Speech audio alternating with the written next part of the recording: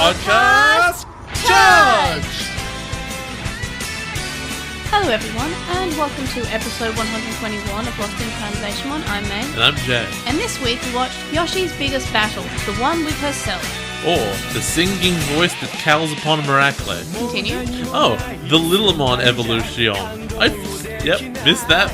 You really have to stop mispronouncing it, it's the most annoying. That's why I do it. Yeah, but nobody likes it except for you. And that's what I need. That's fine. I love it. And the clash with Merukimon. Or the DATSTM Annihilated. Clash Merukimon. Okay. But that is correct. Should be Merukimon. The one of the saying DATS as the acronym was strong. That part was strong. The rest was awful. For DigiNews this week, first up, with not too much DigiNews because Try's next week, kind of like in between. It's sort of like the eye of the storm where everything's calm and we're about to get hit by part 5 in a week. You have to try and hold in your excitement. Also, isn't the Atmon finale then? Yes, Atmon finale is also on the same day as Try Chapter 5. So that's next week? Yep, same There's only 2 more episodes of Atmon left. Yes, the one from last week, which we haven't watched yet, and we'll be releasing on Sunday, and then the one that's releasing tomorrow morning, which will be releasing in a week. Well, there's 3 more episodes then. Of the show that's airing in Japan, there's tomorrow and next week. So of our show, there's 3, yes. But 3 more for us to watch. 3 more of us to watch. That's what I mean. Yes. Okay, cool. But there was a bit of news which is pretty exciting considering we are covering Digimon Adventure V-Tamer at the moment. And that's that Arcadimon is going to be in Cyber Sleuth. Not Cyber Sleuth. Yes, Cyber Sleuth. Hack's Memory. Yeah, which is just not... It's like, yeah, remember that thing that everyone really wanted? Yeah, it's in the sequel to the non-canon game. Well, it is canon in its own universe. No, that's how non-canon things work, May. It's called Elseworld That means stories. Tamers isn't canon. No, but they're all mainline series. Cyber Sleuth can be a mainline series. It's not, though. It's not a TV show. It does have universe hopping from the 3DS game. Oh my god. Well, fine. It has effectively female tight chief from V-Tamer. What the hell is that? She has the same Digimon and she's got a similar personality. Did she meet Davis as well? No. Was he as equally crap as always? No, but this character... Is Davis dead, May? No, but Rena would beat up Davis. I think it's Rena or Rena. Can't remember. She's cool though. You'd think it'd be an A sound because it'd be, if you're pronouncing it, it'd be Reina, right? If you're hard pronouncing the thing that as it's written. Rena. Isn't the E of Rena. salt? Yeah. Rena. Not Rena. Yeah, no, but if you're going English with that, it wouldn't be Rena. The last thing, it wouldn't be Rena. It would be, if it was R-I, it would be Rena. Yeah, but it's not. Yeah, I can't actually remember her name, but she's great. I love her, but I can't remember her name, but she's fantastic. Anyway, and for Lost NewsLatelymon, we have a new survey, which is Lost in Translation blog, which is what should we start to blog about. So we actually have some content on our website. So I put that survey out, and Jay has no idea what I'm talking about, I think. May wanted to make more work for herself, so as always, she's managed. Yeah, and one of the high-ranking ones so far, we're still continuing the survey, so don't worry if you haven't done already, but I have started up my Learning Japanese blog, and I've entitled it Wandering Across the Rainbow Chopsticks. Because chopsticks really and lame. bridge are both read as hashi, and I really like that pun, and also rainbow bridge, odaiba, yeah. That's how you know it wasn't a good reference, when it ends with yeah. That's how all bad stories end. That's how all my jokes end. It's that or you had to be there. Yeah. Those are the 2 bad ways stories end. Yeah, a lot of your stories with, I guess you had to be there. No, I know. And I tell them because Yeah. in my head they're funny and I only get to the end and I realize, context is really important. Except for the screaming muffin one. Ah, a muffin. Yeah, because I laugh at that still. Yeah. It's like me with the if you ever are attacked by a group of clowns, don't hesitate, go for the jugular. Juggler, you did it wrong. Juggler, yeah. To be fair, the only reason I laugh at my version of that now, really, is not because that joke is funny, but because of that one time I couldn't tell it when I was like 14, when I was 13. I was younger, and I remember just like literally 20 minutes of struggling to try and tell that joke because I thought it was so funny. And that moment is way funnier than the joke itself. Yeah. And that's it for DigiNews and Lost NewsLatelymon. And on to Obnoxious Synopsis. The first episode that we're watching this week is called Yoshi's Biggest Battle, the one with herself, or the singing voice that calls upon a miracle, the Littlemon evolution. What do you think will happen in this episode?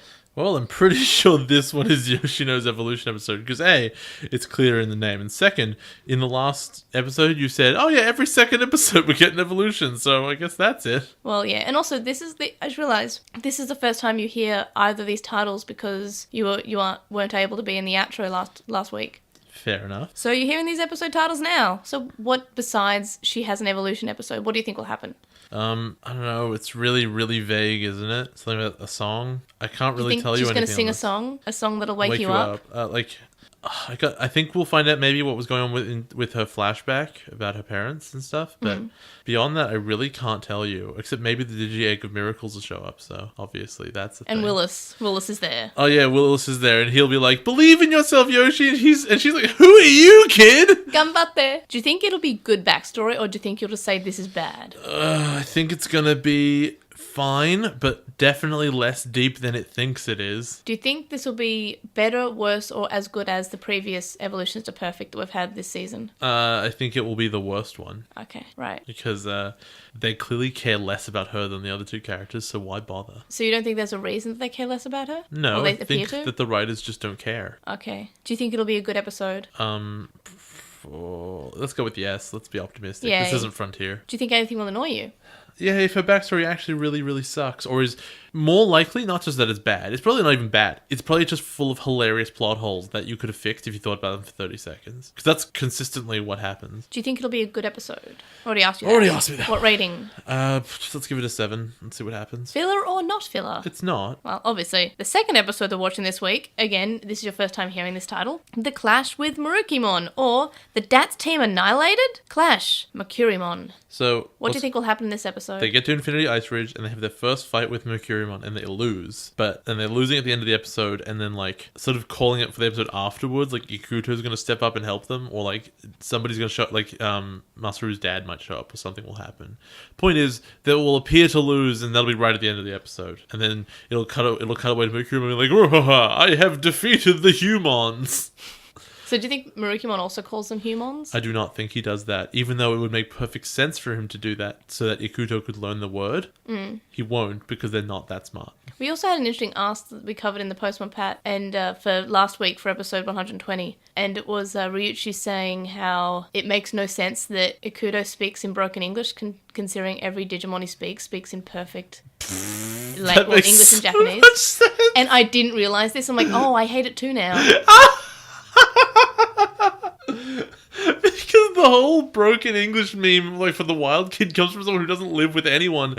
Also, like, why is he dressed like this? He lives in society. Though, to be fair, Tarzan had broken English and also spoke with fluent English-speaking apes. No, but the implication there is that was translating him speaking ape. Okay, that too. Because when he spoke to them, he spoke fine. But in the TV show, the apes were speaking English to Jane. Oh, that was a stupid TV cartoon. Because there was a girl ape who was jealous of her. That was a stupid TV cartoon. Because the girl ape was in love with Tarzan. I'm sure that was going to work out. Yeah. Fairies everywhere, man. Oh, God, that's how they begin, I tell you. It's mostly that Robin Hood movie, though. Do you think anything will annoy you in this episode? I guess I'm gonna get annoyed when they lose, and they were like, "No, we thought we would just like walk in and use all of our perfect evolutions and just win, and we didn't see this coming because we didn't plan at all. It's not like we're a government agency or anything. I don't know. It's gonna be really straightforward. Do you think it'll be a good episode? But by straightforward, so I want to backtrack that a little bit. Okay. I mean, it's a classic Digimon trope where I'm gonna fight you. Well, I'll fight you. Well, one of us is stronger because of, I don't know, evolutions or something. All right, I guess the fight's over. Whereas you look at other shows and I'm going to fight you. Well, you appear to have an advantage, but I'm a bad guy, so I will cheat and create a situation where I will win. Oh no, I've been defeated, and now I have to think about fighting you in the future. And like, you learn something. The kids will learn nothing whatsoever other than, God, I guess we have to be stronger and believe in ourselves more. Yeah, okay. I know, I see your point. So, good episode or not good episode? Yeah, probably not. What rating? 5. Filler or not filler? No. Any other predictions or thoughts or no, anything you want to say? All right, let's go to the show.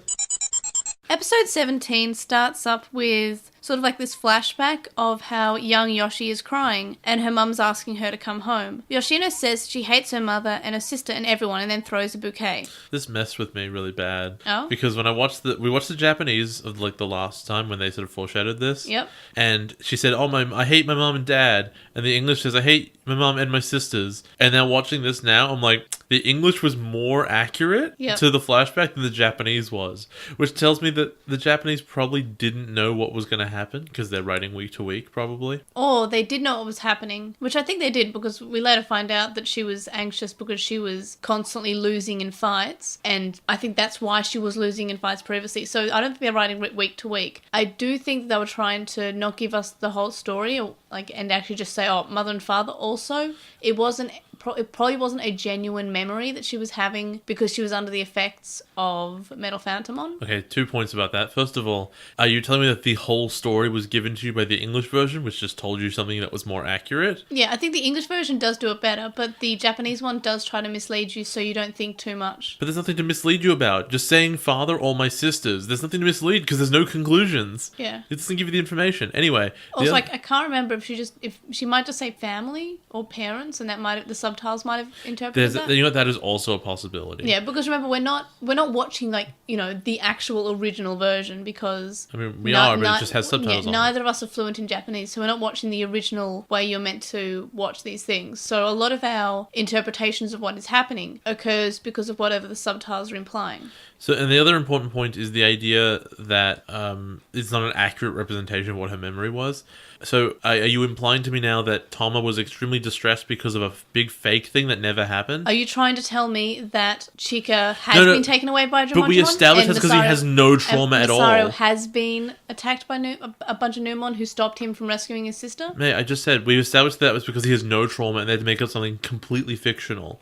Whereas Thomas was real, and this is clearly based on something real. Why would that have an element of fiction where she sees herself saying something she never said before? Yeah. That's nonsense. But with Toma, we also see things that Thomas wouldn't have seen as a kid. Like, for example, his mum closing the blinds, and this is his view from outside of the house. We don't know where Toma was inside the house. Maybe he was watching her close them inside. And we also see Toma, without even the kid or the mum being there, he is seeing people who are going to the fair. And sure, that stuff can be added in by the VR memory stuff.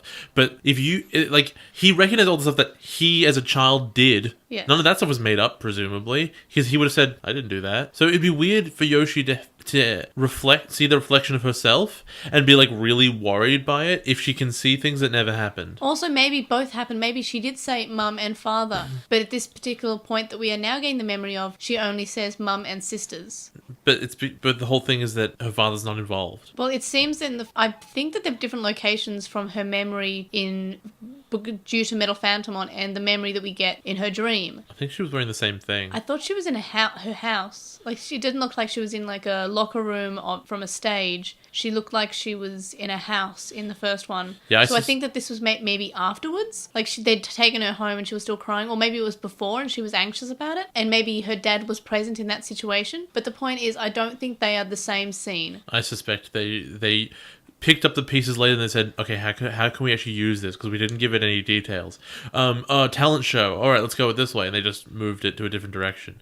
But that's my theory. Well, and you can disagree, and that's fine. It's shown from the start that she may be anxious about the fact she loses all the time. In every fight she's had, she loses.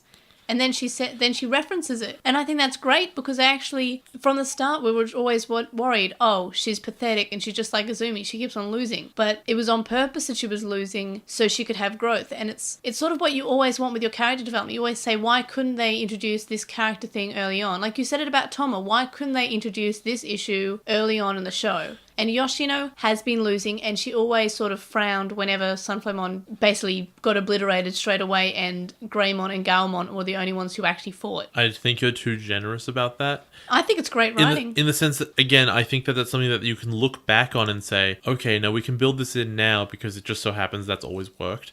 Because the way they foreshadowed it, quote unquote, it doesn't work. Look, you can't complain about Toma. I can. No, you can't, because you said that Toma didn't have enough character growth to show that he had issues with his mum. And I still think he did, because he was always looking sadly at the photo or was reacting weirdly around Masaru's family, and I think that's more obvious than the Yoshino one. I think they could have introduced the idea that his mum was hit by a car really early without making that the mystery. Yes, but that's what I'm talking about. And we're introducing Yoshino not being happy that Digimon's losing all the time. It was from the first episode, so you can't just say, oh, we would really good if we introduced the mother, but also Yoshino's is bad. It's inconsistent to her character, because how did she have this job beforehand if she was never successful in any way? Maybe it was behind the scenes. We don't know that dads are always necessarily fighting. They could be on the tech side like Miki and Megumi and Satsuma. But she's a field agent. That's her job. That's why she's out there this whole time, and she has a different uniform. Yes, but that's because they also she's like their only field agent. Because that's probably probably all they have anyway. So she had to be vaguely successful for people to not know what Digimon are. I think that she is fine, but I think that when she's in a group, she worries that she's not as smart or as strong as the people in her group, and that is very relatable. Like, she's fine on her own, but as soon as she's,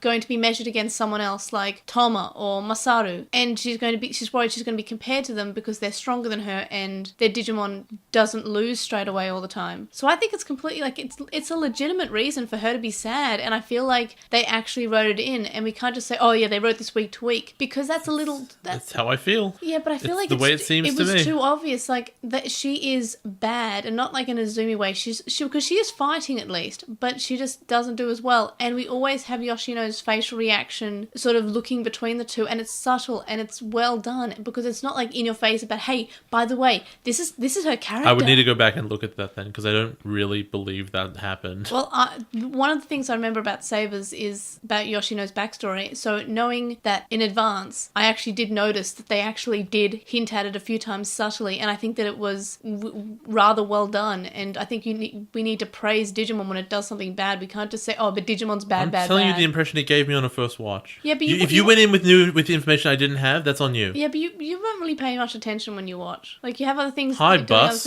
How are you? It's good to see your wheels again. Yeah. Anyway, the point is, I think it's well done, but we haven't even got to that part yet. So in the dub, Yoshi says she doesn't want to see her mum or her sisters. So what it seems to be implying is that the person who's talking to her isn't her mum, but I got the impression in the original that it was her mum trying to coax her out. And the dub, it seems to be more of like maybe a teacher, because she's saying, I don't want to see my mum or my sisters. But in the original, it seems like she's talking to her mum, and she's just saying that she hates her mum and her sisters and everyone. What do you think? I don't think it's relevant. Like, who was talking to her, because all they're trying to do is express what she's feeling, and they do a fine job of that. I know, but I think it's a change because it's not like we ever see the teacher, if it is one. No, who it is. Don't we see the teacher when we have a shot of her learning the piano? Maybe, but it's a different scene. Yeah, I don't think we see the mum though. So there would be a teacher, not the teacher. I know, but it's different because the bit of support is coming from her mum in the original, and in the dub it's potentially someone else. Yoshino is remembering all this in her sleep, and she wakes up. Agumon is thinking about food in his sleep, and it's the same in the dub, and it's great. He's just lying. He's just like, I can't eat anymore. It's like, you're Agumon. We know you can. Or maybe I'll have 20. Like, this is relatable. Well, maybe okay. That's the English one, right? When I said, with the English one, it's like, I'll eat 20. Yoshino, I think, is probably a relatable human, but as for relatable overall, Agumon is really relatable because he thinks about food all the time. Yeah, he is. He's great. Yoshino says to Thomas that they'll need to fight, and Thomas says that's why they need their rest. And Yoshino seems to not want to fight. She's like, we're going to have to fight, aren't we? And I think this is sort of like, well, obviously, yes. And I guess they're trying to show, oh, yeah, she's kind of anxious about fighting. But it's kind of like an obvious question to ask. We've only been fighting up until now, and the plan was to go and beat up this dude, so... Masaru has literally not shut up about fighting a Digimon. He loves it. He loves it so much. He said the whole time, like, I'm going to punch Merukimon so hard. And then Yoshino's saying... Spoiler, he does. I don't know. Are we going to fight? Like, well, Masaru's going to fight. I don't know about you. Masaru's probably just going to... Even if Merurimon's sitting there, he's like, hello, yes, I'm here. I will be your friend. Let's talk about this like civilized adults. Masaru will punch him. Mm-hmm. Like, talking is cheap. Let's punch. You can't stop his fists from making the talking. We then see Merukimon, and he says... Before you say anything, Can we talk about how when they introduce Merukimon, they focus on the eyes of the wolf head and then they zoom out? Yeah. So you can see inside, right? There's like a human face within the mouth. Yeah. But the shadow goes up to like the cheekbones, and there was enough space where you go, why would the camera show you the eyes on the wolf head? Those eyes don't work. They don't do anything. He's got eyes. They're in there on his actual human-looking face. What about if he doesn't actually have eyes? It's a human-looking face, but there's no eyes, and so you think that the shadow is covering nothing? He has like tentacles. Why? Like, why are you not tentacles, making like these little, noises? like little snails, like little like snail the stalks, right? Yeah, the little stalks, but they have eyeballs on them. And he's hiding it with the wolf head. And it comes out through little wolf eyes, so actually they are his real eyes. He has no eyes, but he must feel around things. Yeah, okay, he has no eyes, but he must see.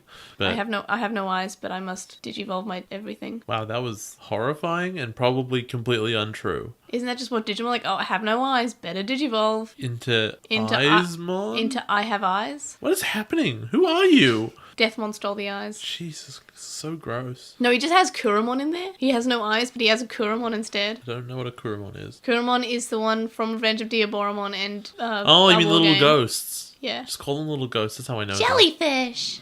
Oh, they're jellyfish. They don't live in the ocean, though. They live in emails. Emails.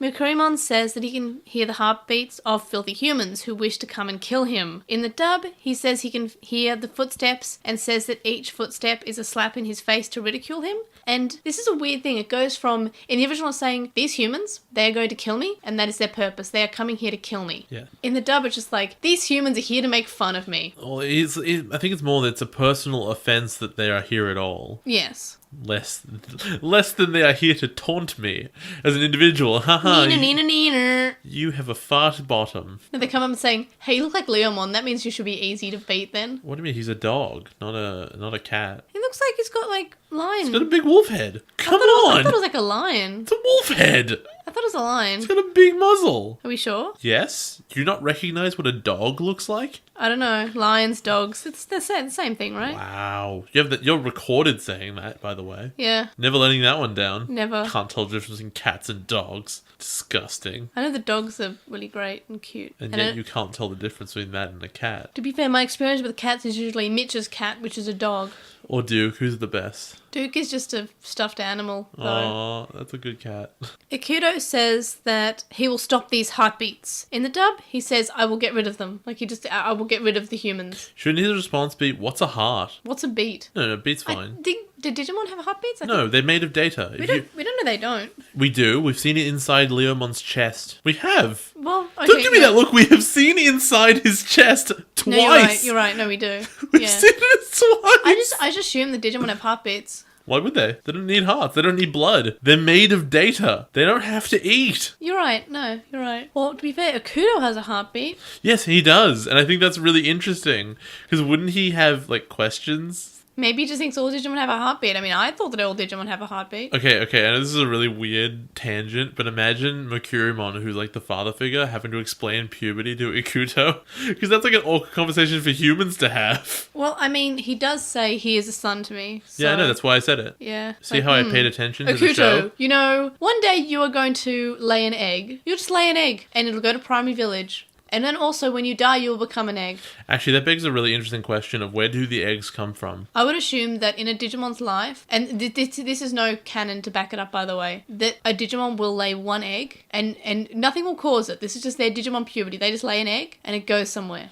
I just assume they just either randomly showed up, or there are just a finite number of Digimon who, when they die, become eggs, and then... Yeah, well, that's always the question, like, do cycle. Digimon reproduce, or do they produce eggs at any point to make more, or do they just die and then become eggs, and that's how they are born? If any season of Digimon was going to answer that question, it has to be this one, for very obvious reasons, which I will discuss later. Yes, well, I don't actually know if anything ever addresses the fact, like, hey, how Digimon made? Are they just made by computers? It's like incredibly plot important in the next episode. In Appmon, it makes sense. Like, oh yeah, an app is made. You just program it. And then an app is deleted, and that's how it dies, and it goes nowhere. Yeah. If it's off the server, then it's done. And then it'll change its look, and it'll have a new look to it. It's like the company got bought or something? Yeah, the company got bought, so it changed. That's funny. Breaking up with Dokamon though. Yeah. Man, female Pororomon was really harsh. When Falcomon's flying to find Akuto, because Akuto's like, yeah, let's go, Falcomon. He just flies into a pillar for no reason. It like really kills all the tension of the scene, and there's like no reason for it. And just right after that, Gotsumon's like, Falcomon gave the vaccine to that kid. There's no Must be a traitor. There was absolutely no addressing of Falcomon who's just run into a pillar though. No, exactly. It was just totally pointless. Yeah, no one addresses it. No, like I thought Gotsumon would comment on like, haha, that traitor or something. No one comments on the fact that it happened. I feel sorry for him because no one, not even Akuto says, oh no, Falcomon, my brother. Didn't even see it. Yeah, Akuto don't care.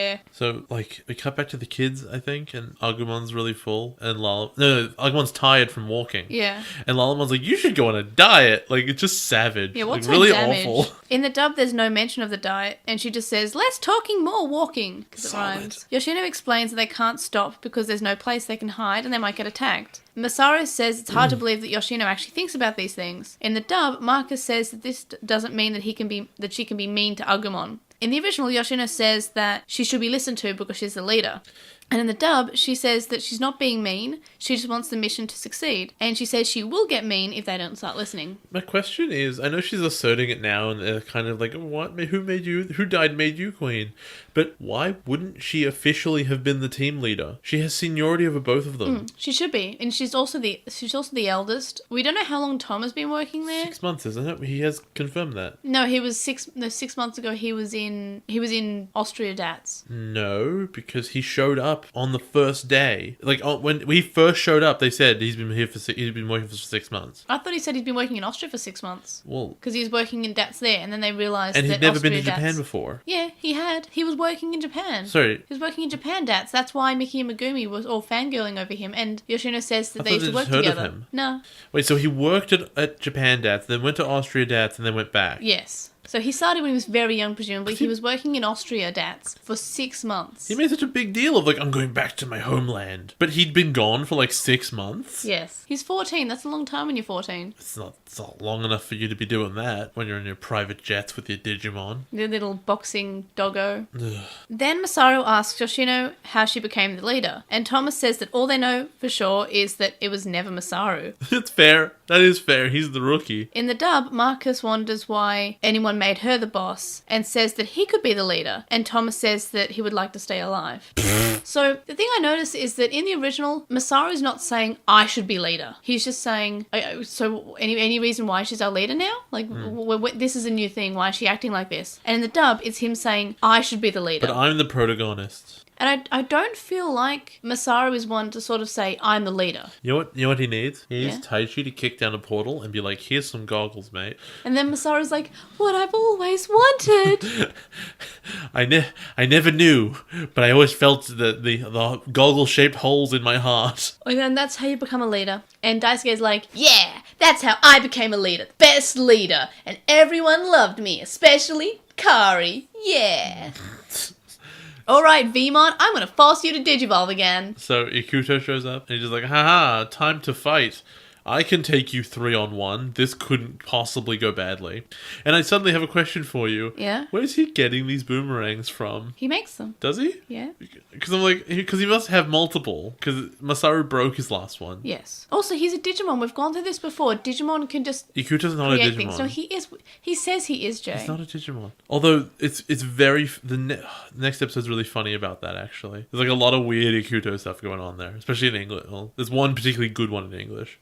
So yeah, so they fight a little bit. We get Pekmon, who I'm starting to actually love. I love his little animation after he evolves. Can't where believe he's just you like, turned around peck, so peck, fast. peck, peck, peck. It's so cute. So I went really fast on this. Lalamon's like, I should evolve now. And Yoshi's a huge coward. Yeah, I just can't. I can't, even though I would never be in the fight anyway. I can't because I'm having character development. I'm busy. And Gotsumon shows up and summons a Mammon out of the ground. Which, for some reason, in the dub can see into the future. Yeah, I caught that. I It's such have a to weird assume change. the only reason that exists is because he's got the big eye on his face. Yeah. But, like, if he could see the future, you'd think that would shape the fight somehow. Yes. The thing is like, oh, mate, maybe the dub is going to work this in. No. No, just This is not relevant to anything else that happens. just add stupid crap. It's like all those Pokedex entries that don't make any sense. Yeah. But the thing is, in the original, it says that Marmon is said to be a Digimon who can hear and see events very far away. So maybe they took this to mean can see into the future, as opposed to he has big ears. And He can see well. he can literally hear things that are far away because his ears are bigums.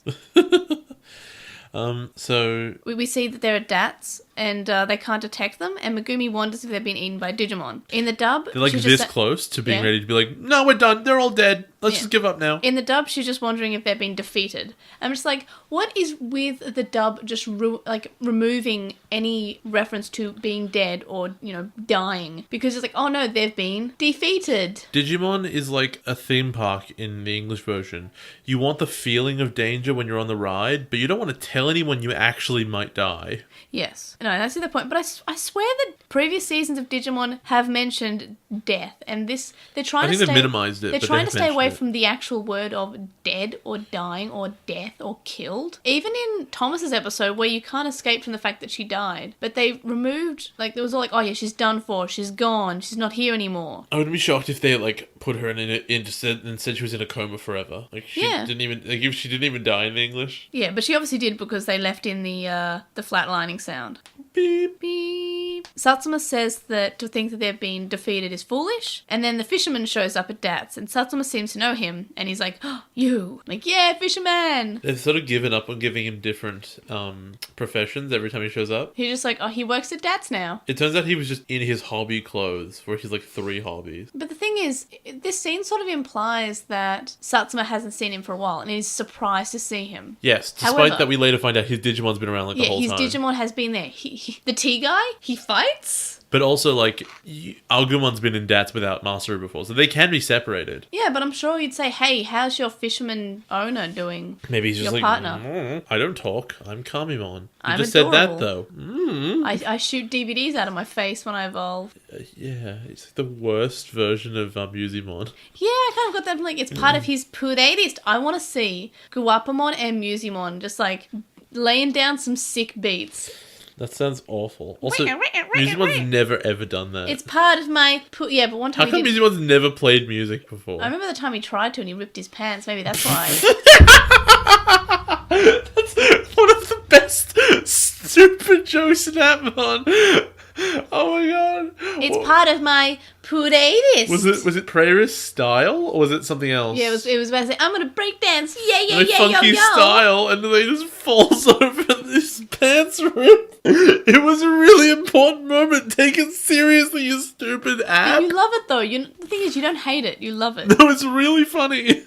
If this happened in any other season, you'd be so mad. Like, oh my god, just do the plot. It's way funnier when you think about it in the terms of like real world apps. It's not just the music app. Like Spotify just ripped its pants. Isn't that what Pandora did? And they were like, we can't be in Australia anymore. Yeah, Pandora did rip its pants. And Only like 5% of the population, which is still like 1 million people. Yeah, that's not enough though when you're providing free music to so many people. Yeah, but I paid for it. I know. No, I think it was only that percent. No, it was only 1 million people were paying for the service. Okay, well... Everyone was using the service. What, $7 a month? 9, I think. Also, Google Play's better. That means they were intaking $9 million a month. We do not know what their licensing costs are, but it might be massive because Australia is its own entire market. Yeah. And you have to license every piece of music you have Yeah. for this market. And I don't know what those overheads look like. The thing is, Google Play's great, so... Yeah, I like Spotify. It's good. We I'm then so see glad that we went to a digital one. Masaru and Agumon are under the snow. In the dub, Agumon says, it's all clear now, and they can come out now. And it's sort of weird because it's almost like they're implying that they were hiding in the snow, not that they were beaten in some avalanche. I thought it was more like the snow's all stopped, but I see what you mean. No, he says, okay, it's all clear, we can come out now. No, I know that, but like if you think of an avalanche as a piece of weather, you'd say the same thing about like a really heavy thunderstorm. Oh, it stopped. Oh, it's all clear. That's how I took it. No, I see what you mean, but the way that he said it is just... I would, because And I then guess for immediately- me, I would never take it as if he's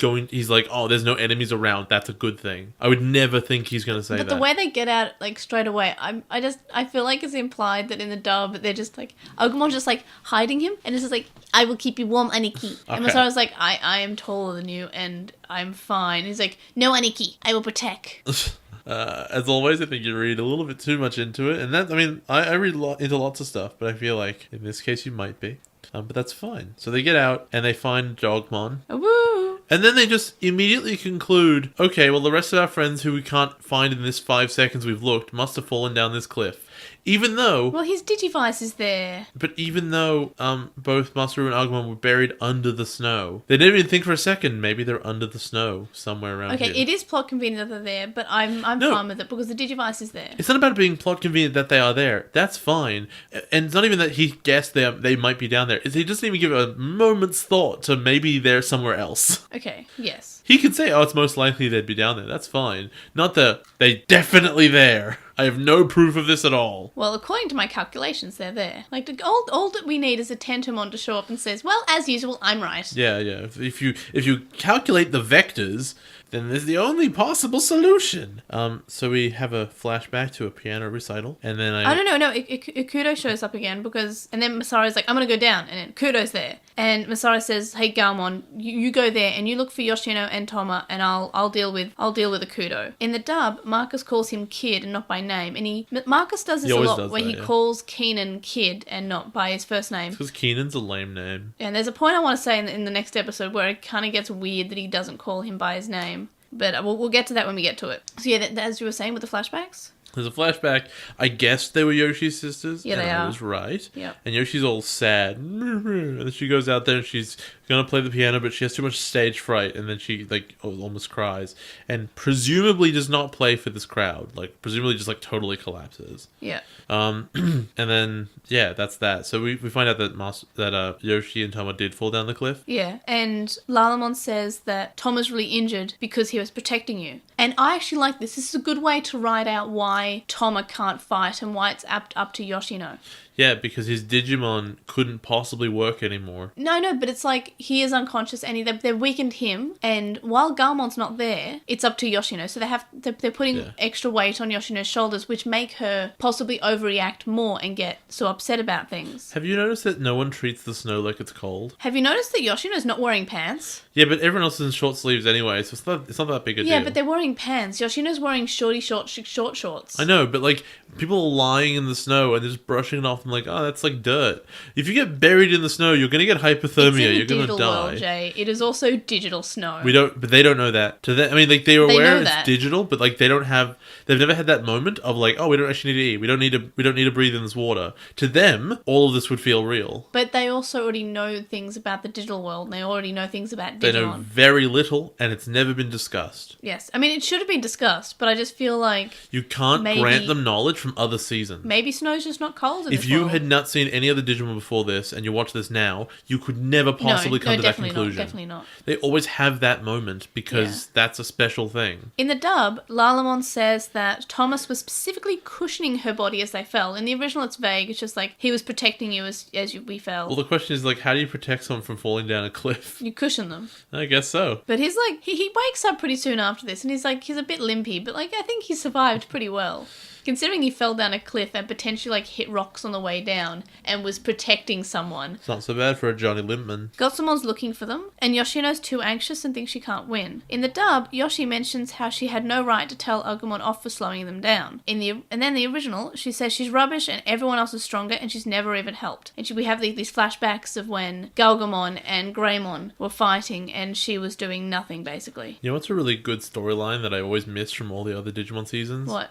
Oh no, my Digimon's the last one to evolve. That's not the point why she's upset. That's what Lalamon ascribes that to her, and that's sort of why I put it in my notes. Yes, but it's not actually Yoshino's reason, because Yoshino disagrees with her. Yeah, she says, no, it's not that. It's all the time. Sure. Which is great. And also the flashbacks that we get are specifically before they could get to perfect anyway. So we can assume that those flashbacks that we're having are the moments that Yoshino's thinking about. And they've chosen moments where they're adults. So we know that she's not just lying to Lalamon. True. It's not because she hasn't evolved yet. It's because... of the piano recital. Yes, and it's both those things. It's the fact that she's never felt good enough compared to other things, whether it's her sisters or whether it's her teammates. I just think that's well done, and I think that it's very relatable. It's an inferiority complex, and it's something that I can relate to very much. It's everyone else is better than me at this. Why do I bother? I'm worthless. I just really slow everyone down. And that's what she's thinking. She's constantly losing in fights. When in Frontier did we ever have Izumi worried about the fact that she died all the time? Don't pretend that Izumi had character development. That's not fair. Or how come we never really had the other kids in any other season say, man, except for Tamers when they were pretty on par, except for Crimson Mode, which is whatever. In Adventure in 02, we never had, man, I feel useless. To be fair, Mimi went, well, I'm going to go build an army. Yeah. But we never had any character say, we're not even in the fight anymore, that they can get to 1 or 2 levels above us. They should have been saying that in Frontier. Yeah, they handled it really well. They were just always sitting and watching. They were handling it really well, and they should say, hey, why can't we fight too? And this other guy's no, these are our spirits now. Yeah. So I really do like this. I really like how Yoshino's actually sad that she's useless. And she stops being useless this episode, hopefully. Hopefully. We hope. Nah, I don't think so. Sunshine, hop. Hop, sunshine, hop. But the thing is, that whole thing was leading up to this. Oh, sure it was. And maybe she'd pass out because she was surprised that Sunflowmon actually was useful. That's how you get a weird digivirus. Yeah. Be surprised. It's the element of shook. So the line about Lalamon saying, it's because I haven't evolved, have I, is sort of like replaced with an additional line from Lalamon saying how Yoshi is and everyone else has their own specialty and talent. Yoshino in the original says that she's always felt this way and has no talent. As I said before, this is in reply to Lalamon saying, oh, it's because I haven't evolved yet, is it? In the dub, she says how she's always like this and she always chokes like she does when she plays piano. So I'm really, really happy that they said that they actually made a reason for her being useless. I know I said that before. I'm just really happy. Gotsumon finds them, and Galmon also finds them and is trying to fight Marmon, and Lalamon wishes she could evolve. So the thing is that Yoshino doesn't really care if Lalamon can evolve or not. Okay. But Lalamon in this circumstance is the one who's like, why can't I evolve yet? And that is her own insecurity of not being able to evolve yet. She's the one who's doing the, everyone else can evolve but me. What a little Impmon. Yeah, basically. I want to evolve. In the dub, she says that even if she can't evolve to Ultimate, she can still fight. So she's a little bit more hopeful in the dub. We then see that Masaru is fighting Akuto, and Falcomon takes Akuto away. And Akuto yells about how humans killed his mother. Okay. So I want to talk about this right now, because we sort of touched on it a little bit earlier. Ikuto is, like, sure that he's a Digimon, yeah? Yes. And now we also know he's sure that Frigimon's his mom. Yes. Right? Do Digimon have moms? And that goes back to the question, right? Like, do Digimon actually have parents? They don't. We know that they don't.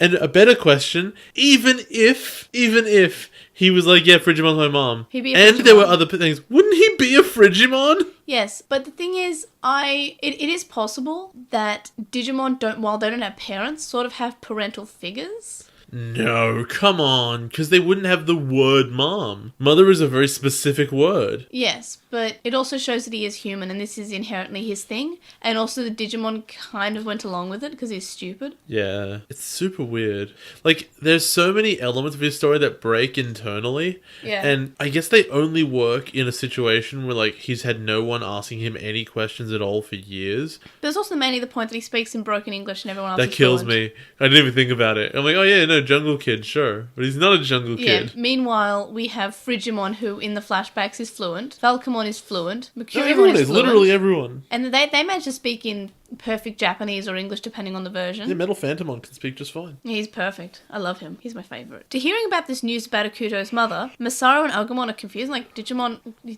humans killed the mother? The mother was human or Digimon? And they're quite confused. In the dub, Marcus and Agumon are wondering how they can help Akuto, but there's no real mention or confusion or what have you about what happened to the mother. So just like, I feel like Masaru in the dub doesn't care as much. It's just weird. Why would he care? I don't know, he cares in the original because he's a sweet boy. He's the goodest boy. Nah, he can't fight. He can't fight this mom. So whatever. He would try. Why would he care? And the thing is with Masaru, he's very family oriented, so that's why he would care. He's like, For his family.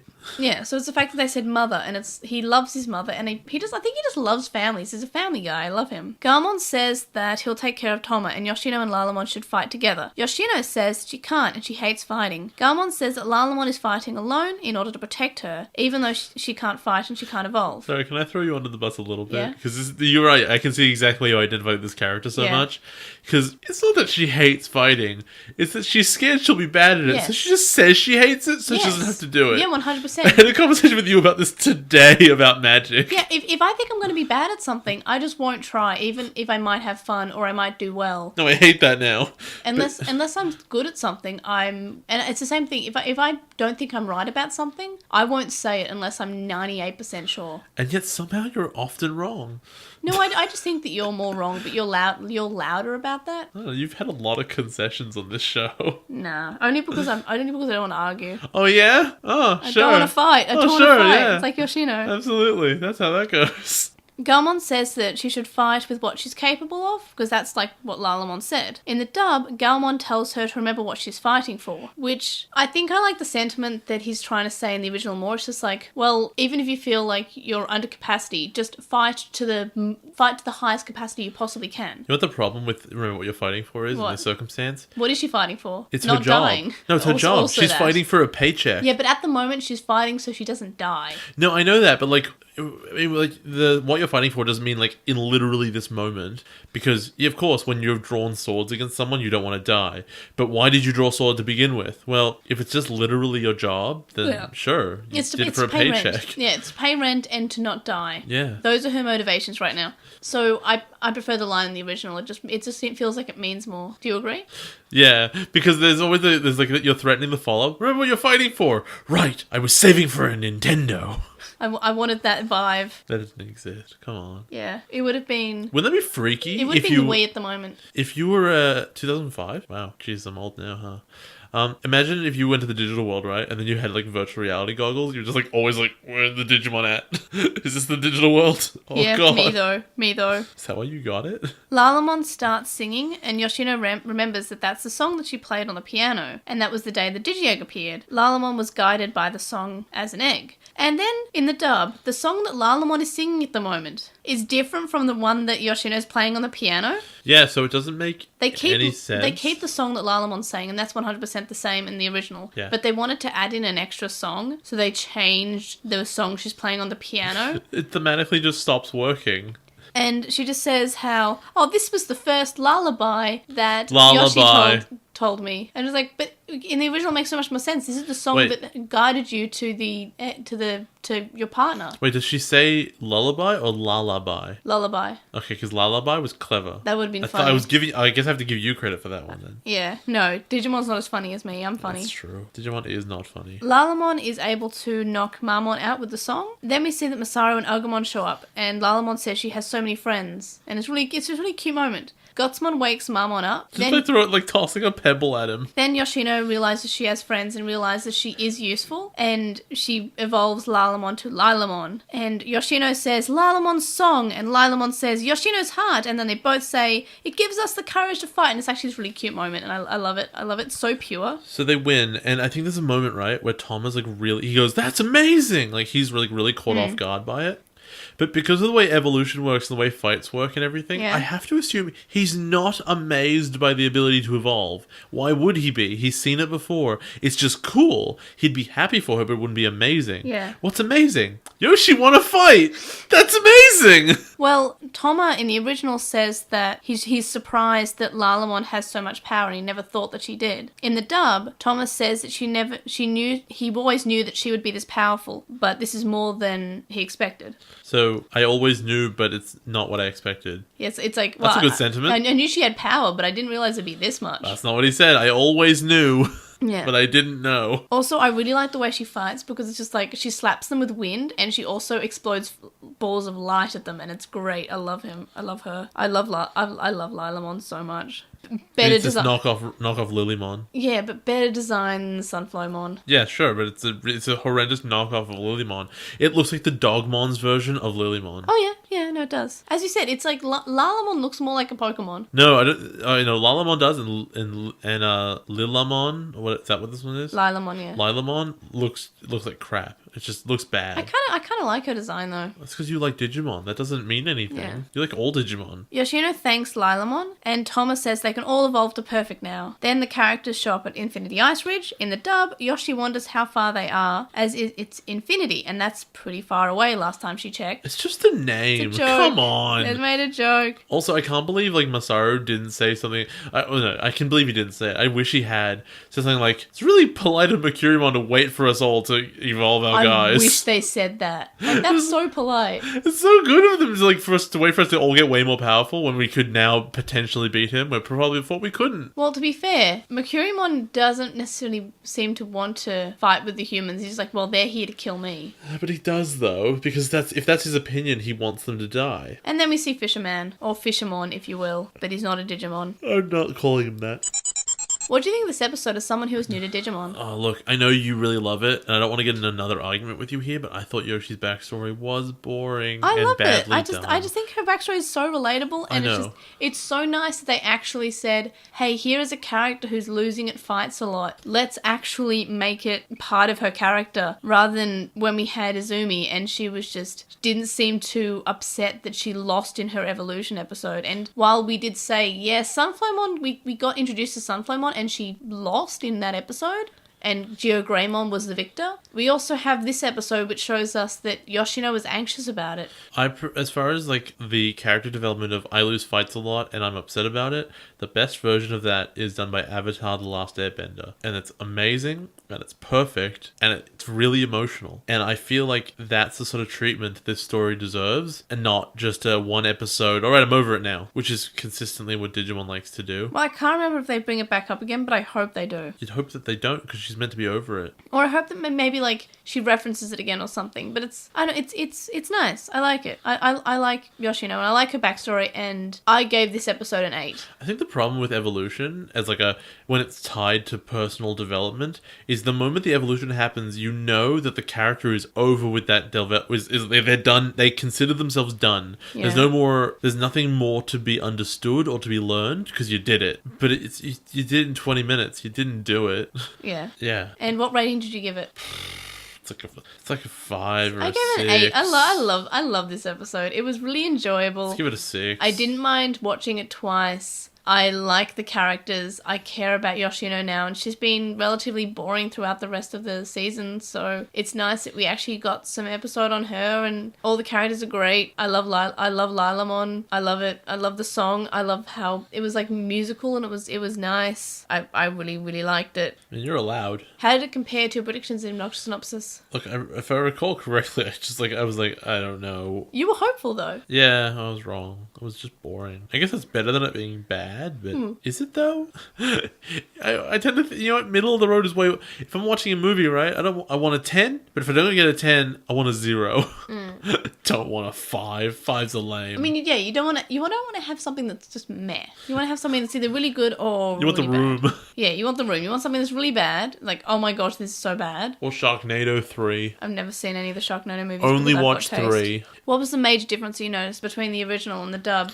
To me, the first one was like the mammoths can see the future, but I guess you can't get over the music being different. Yeah. No, it ruins the whole backstory. The main one was the music being different, and the dub just saying, oh yeah, this is the first lullaby that LiTymon was taught by Yoshino. That's way worse than like the music brought LiTymon in, and LiTymon's like, I love this music, and that's why I'm attached to you. Yes. And it sort of shows that they aren't, like, genetically made for each other, like how we had in previous seasons. But they're sort of like... But they are destined for each other. Yes, but she came to her because of the song. If she wasn't playing the song, she wouldn't have come to her. I suspect they might be genetically destined because of the way that Pyromon acted. That might and how they're related to their DNA. But they mentioned that was compatible Digisoul. Which is what it is. But DNA. They haven't said... Genetics. I know, but they haven't said whether or not the Digisoul is... Can one Digimon be compatible to multiple humans? Well, we do know that Digisoul is genetic. We learn that in the next episode. Yes. Which means... And we don't know if someone... So Agumon was meant to be partnered with Masaru's dad.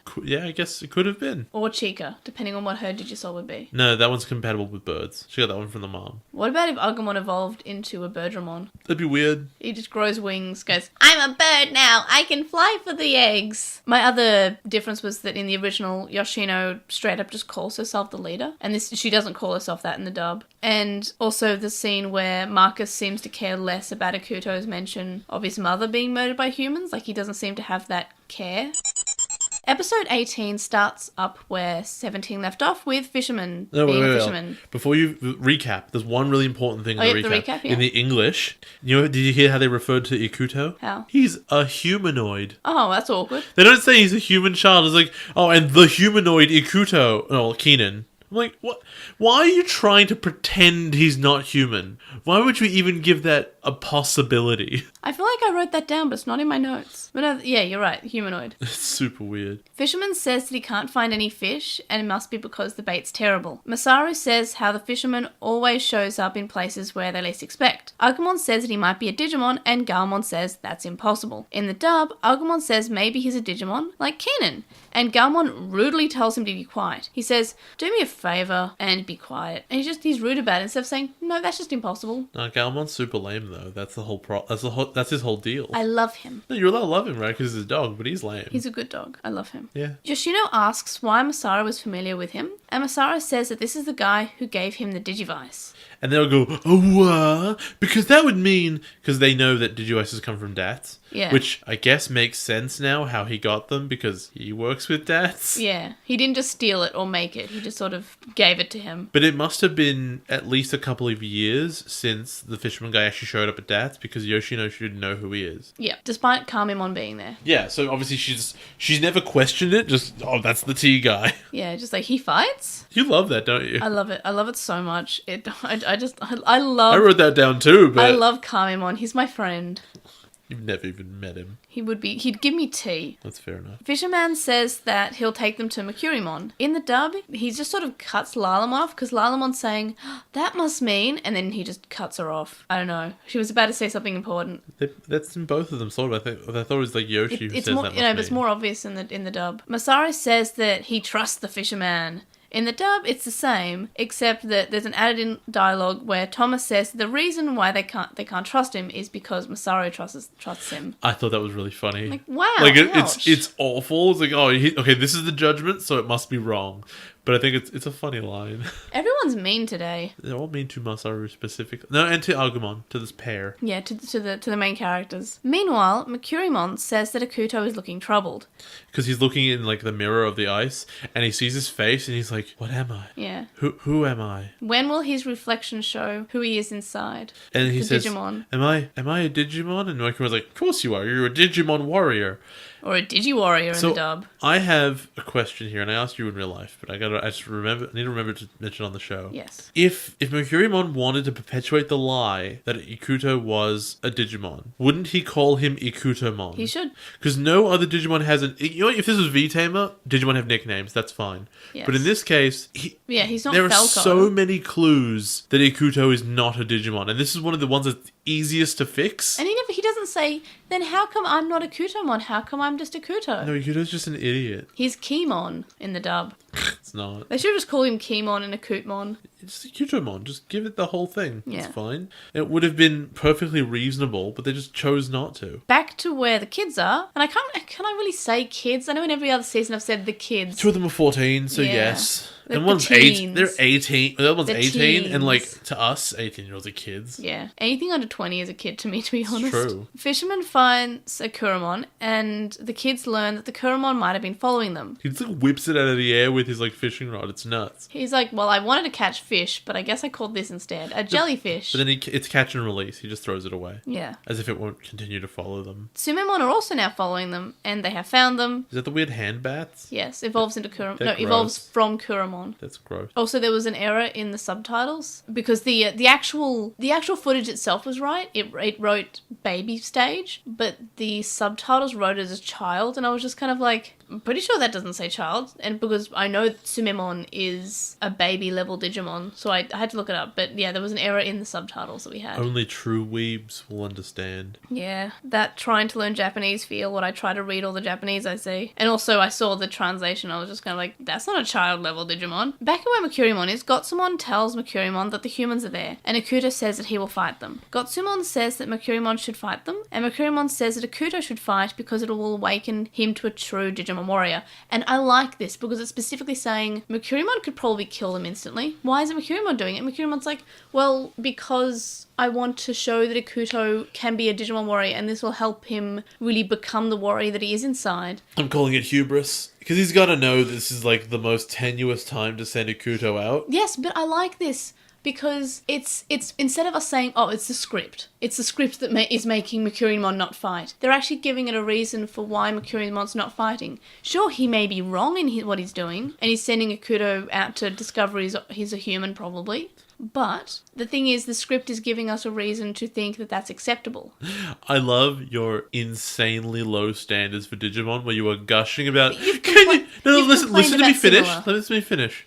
Your insanely low standards where you're gushing. Can you believe they gave reasons for actions? It's Yes, amazing. because I'm comparing it with other seasons of Digimon where they haven't explained things. I know. And we've said in multiple parts in Digimon, they could have spent like one sentence, or in this case 3 sentences, just a quick exchange. just explaining what their intentions are, and they would have made it a brilliant. That's what I'm talking about. Yeah, I'm talking about so I'm just saying yes. I'm talking about how your stance now reflects on the rest of Digimon. Yes, because we are analysing this show and we are trying to say why Digimon's not fantastic. I still love it. I still think it's my favourite and I love it. I'm so glad that's our official goal now. But as we're analysing it, I am proud of it when it does things that we usually complain about. And I think that those bits should be brought up. Can we also praise the show when they go a whole episode without having a stupid, goofy piece of animation? Because they haven't done it yet. I haven't noticed as many goofy bits in... There's a big goofy one in this episode. What is it? There's one bit where they zoom in on Masaru's face when he's talking to Merukimon. His face is all squished together. I didn't catch that. It's super funny. And it's even funnier because they have another shot that's like the same angle, but it's normal. Like they drew him fine.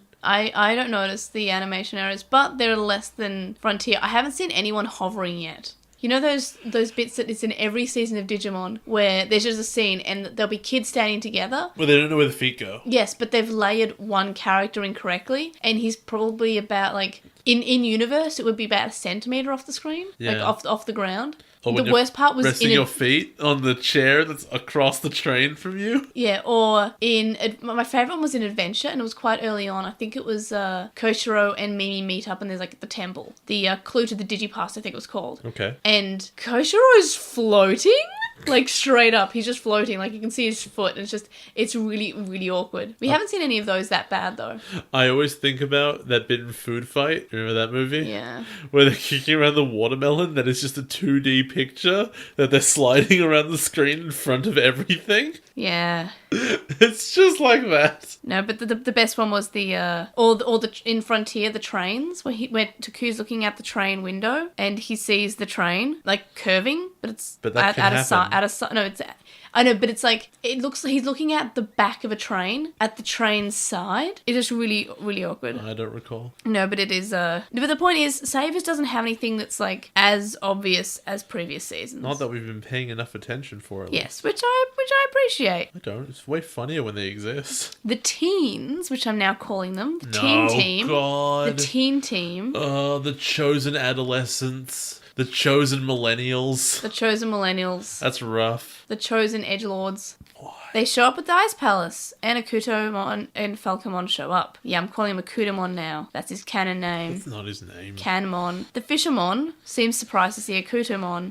Fishermon knows his name. He seems to recognize the name, yeah. But I want to point out that he recognizes the name specifically because Masaru says, Ikuto! And the fisherman goes, Akuto. In the dub, Marcus says, kid. And then the fisherman goes, Keenan. Which I guess in the English implies that he recognizes him physically. Or he knows of... continuity error. Or... Alternatively, he knows of a child that disappeared. And he says, this child who is in the digital world might be this child. But it's a longer shot. It could be because of the appearance. But yeah. So yeah, Marcus says, out of my way, kid. And the fisherman's like, oh, Keenan. I'm like, how do you know? I like in the original, but to be fair, throughout the dub, so far, Marcus has called him kid. I call him humanoid. I call him humanoid. That's humanoid! Just like Edamon. He's humanoid. Yeah. Maybe Akuto's just Edamon without Before the costume. He gets the monkey suit? Yes. Maybe he's Betsumon. And this weird jungle speak is just the beginning of his weird Elvis accent.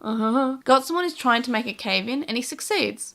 Gotsumon is then seen strangling the fisherman and tells Yoshino and Toma, and I love this part, to drop the machines. Because he doesn't know what the Digivices are, and why would he? And I love that. I love the fact that he specifically says the machines. And that's good, because they should know what the name of them is. And to me, I was like, why is he making them drop them? And I think, oh yeah, he knows that Ikuto has one. Yeah, and so he knows what they do. They evolve the Digimon. And he's had experience with Akuto, but he doesn't... Akuto probably doesn't know what it's called, because why would he? No, of course not. The teens, they know what they're called because they were said, hey, this is a Digivice. And they go, it is a Digivice. Akuto never had that moment, and if Akuto ever says Digivice without being told, I'm gonna scream. But I really like this scene, and it's such like a simple thing. This specifically says drop the machines. Do you ever think there's a moment in Akuto's life when he's like, how come I don't poop big pink spirals like everyone else? I just want to see him where, they're both pooping, Akuto and Falcomon, and Akuto's just like, mine looks different, and mine smells, and isn't pixelated. Why? Or she's peeing, and everyone's like, what are you doing? What is that? But we don't see the Digimon pink poop in this season, because Numemon doesn't throw pink poop. Well, we don't know. It's not the whole season yet. Yes, but I don't remember pink poop ever being in the season. I think they removed the pink poop. Yeah, I think Digimon can resist. I'm surprised, honestly. We haven't seen Agumon pooping yet. Doing the big pooping. In the dub, Gotsumon just says drop them. He doesn't specifically say machines or whatever. It's not nearly as cool. Yeah, it's not nearly as cool because he just says drop them. And that could mean he knows what they're called. I like the fact... And it sounds like he knows what they do. Yeah. In the original, just like, oh, drop those machines. Like, yes, those strange machines. I don't know what they do, but they're strange. Sorry, I also just want to mention, when they did the cave-in bit, when Masaru, like, saves Ikuto, No, that's not that, right? No, it's after the cave-in, when he's saving him from the cliff. When he saves him, I'm just thinking, he's like, I haven't punched that kid enough yet. I can't let him die now. But it's literally what he says. He says, I had to save you because we haven't finished our fight yet. I need to kick the shit out of Like, you can die after, but we have to finish our fight. And I love that because it's so Masaru. He's saying, no one can kill you but me. Look, we're not friends yet, but I want to fight you. He would say that. Yo, we're not friends yet. We will be, but we're not yet. I haven't punched you enough. And when we're friends, we're going to fight all the time. It's going to be great. He doesn't fight Tama all the time. He wants to, but he also lost. No, he didn't. They broke even. Yeah, but Masaru was salty. He's a street fighter. He lost at boxing. He didn't lose a fight. Yeah, good point. The fisherman calls out to Merukimon and says he wants to ask him a question. And Merukimon tells Gotsumon to bring the man to him. Ikuto's wondering why Gotsumon hurt them and why Masaru saved him. And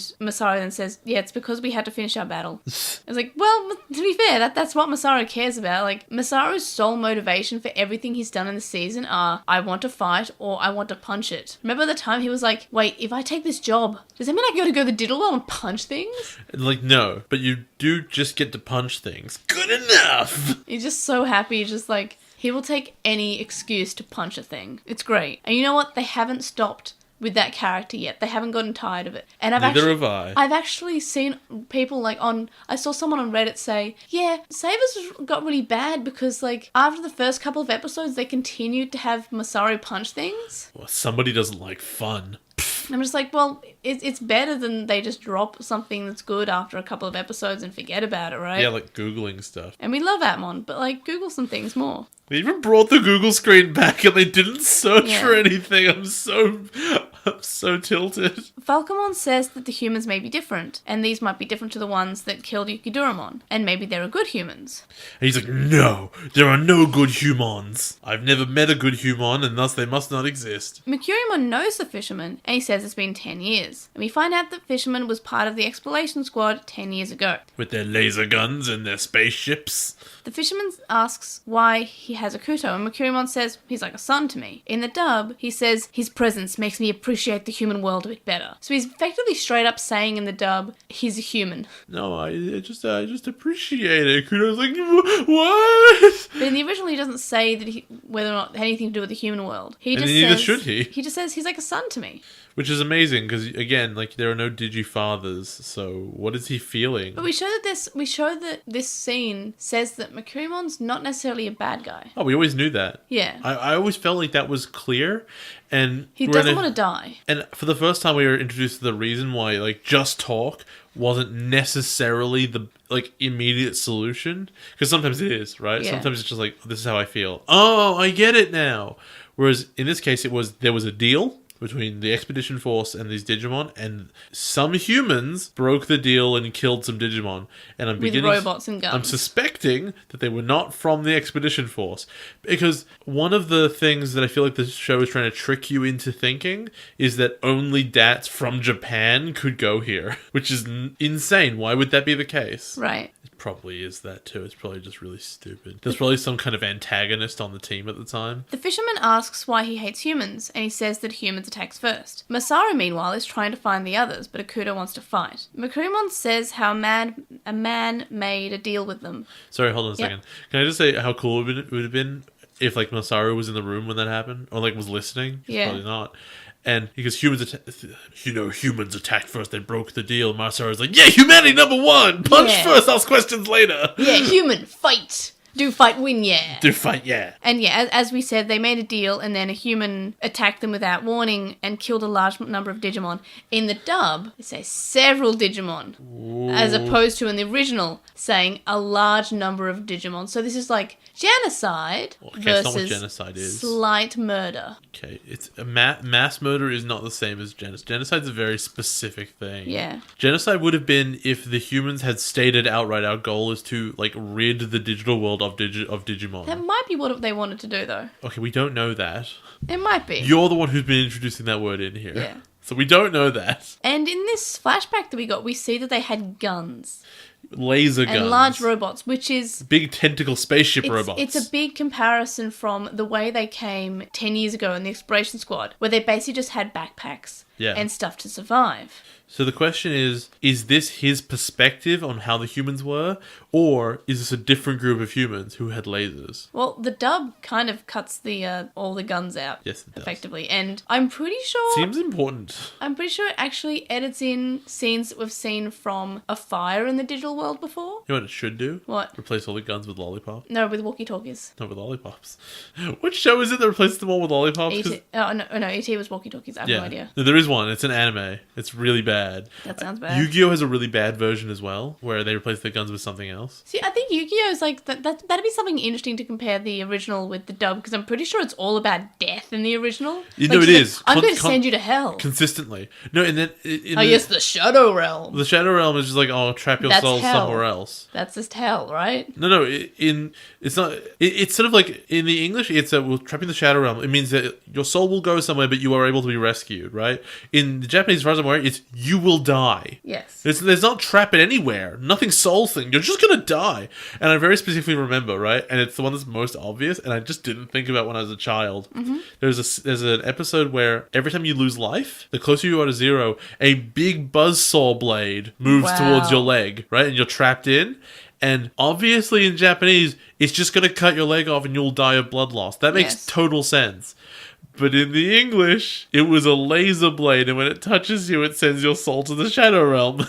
Ah, yes, the Shadow Realm. Why would they make a buzzsaw that does that?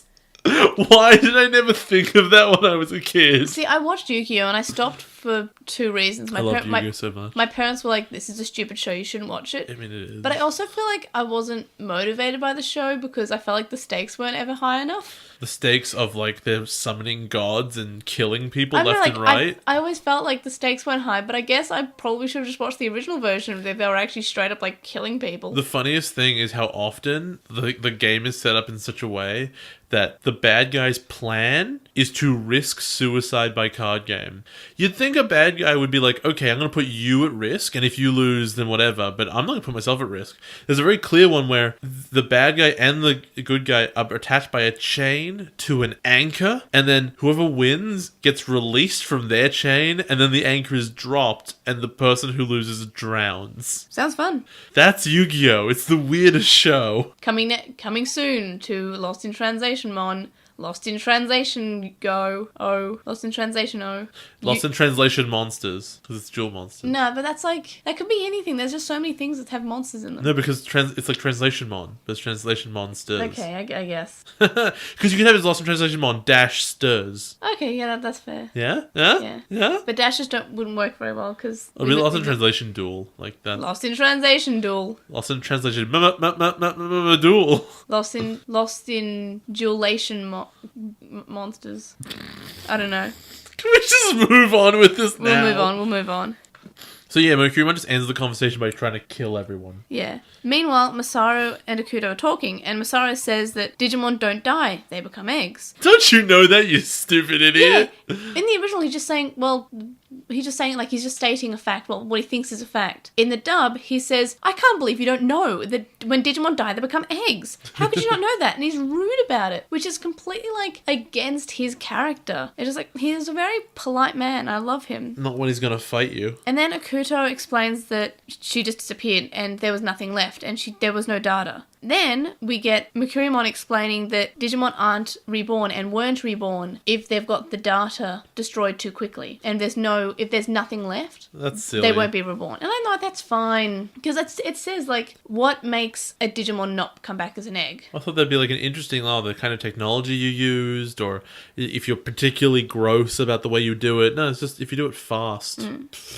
Merukimon says how humans broke down the wall between worlds to hurt the Digimon. And then Merukimon starts attacking them. Masaru comes up and punches Merukimon because it's what he's wanted to do. And Merukimon knows Masaru's father's name. And in the dub, he mentions how the DNA looks familiar to him and then recognizes the name. Yeah, he's like, that Digisoul, I've seen that before. The three kids evolve their Digimon to perfect, but their power isn't enough, and Masaru does the leader thing of saying, now all fire your attacks at the same time and it works. I mean, it doesn't kill him, but he says, oh, that actually injured me. Can we just talk about how in Atmon, the cool strategy you use is like, okay, find the blind spots in all the cameras to defeat the bad guy's big advantage, and then, we'll sneak in there and we'll use a good strategy to win, or whatever. And then all this mainline Digimon, all they do is now attack more and together, and you'll be strong enough to beat the, I don't know. I think you actually said this is what's going to happen. Probably. I think you said they're going to attack all their attacks at once. I'm pretty sure you said it at one point. That's every possibility. I mean, it's episode 18. It's time to use that tactic, apparently. It's the time in the plot where they have to all attack at once because the enemy's too bigums. The show is so lame. I mean, they're like Digimon generally. They've had 10 years or something to get their tropes right. Like, just work it out. They managed in Atmon. The attack blasts to get the digital gate behind them open, sort of. There was a big door in the way. There's a big door on the way, and now they see it. Not a Dorumon, just a door. Merukimon blasts them, and they all devolve to child. Fisherman realizes his Kamemon, and he has like this really cool dark grey and green IC, and it's really cool. Oh my god, realize is such a terrible word for this, because it really sounds like he realized something. He realized. He is Kamemon. He was like, I have a Digimon. I realized that. He's Kamemon. And then he evolves Kamemon to Gawapamon. It's really lame looking. Shut up, it you looks like shut crap. up right it looks this awful. minute. Terrible design. He is a kappa. Telling you that in instead advance. of a pool of water on his It's head, not a bird, though. He has CDs. And it's great. And he fires the CDs. Don't give me that face. That face, no, it's not great. It's stupid. No, it's great. No, he it's fires dumb. CD. It's called DJ Shooter. That's it's really the best thing awful. ever. No, shut up. It's crap. Shut up. It's Shut so up. bad. Shut up. It's great. It's the lamest thing in the world. No. There's nothing lamer than this. Even when Musimon ripped his pants, it was cooler than the coolest this thing has ever done. Shut up. Yeah, no. No. Ripping pants was I love awesome him. in comparison. In the dub, Marcus recognizes Kamemon as the T-Guy, and Yoshino is amazed that he fights. In the original, Masaru is just surprised that the old man has a Digimon, and only Yoshino says, Kamemon? Do you not want to do the bit? Just say specifically, the T-Guy! He fights? It's great. I love him. So I love the tea guy. I want him to bring me tea. Can you just hear Masaru's voice? I could have fought him, but I didn't know. I wanted to punch him all the time. He kept on giving me tea even when I didn't want it. I could have punched him. That would have been sick. I wanted to punch him. I love punching so much.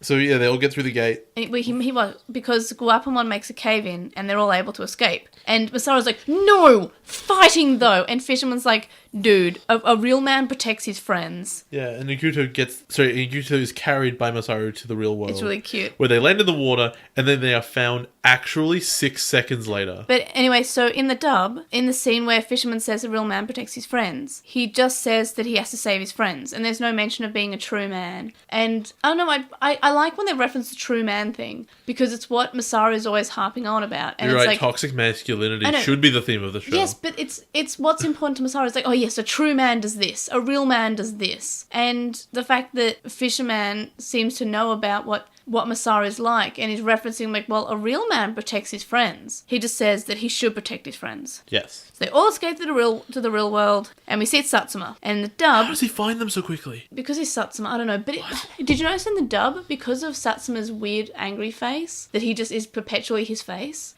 They gave Samson, this really dramatic, this is an evil guy music when he shows up. It's weird.